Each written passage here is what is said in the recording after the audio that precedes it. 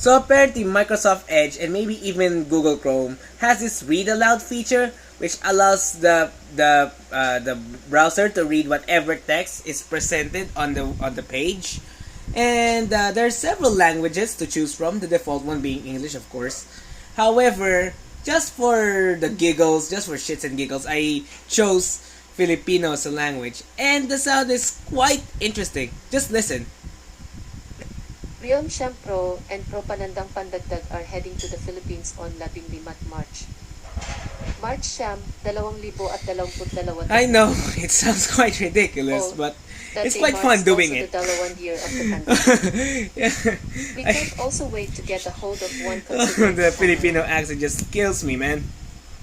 Realm has released several teasers ahead of the Realm Siyam Pro and Pro Realm Panandang Siyam Pandagdag Pro, launch Realm on Siyam their Pro socials. plus In SMH. particular,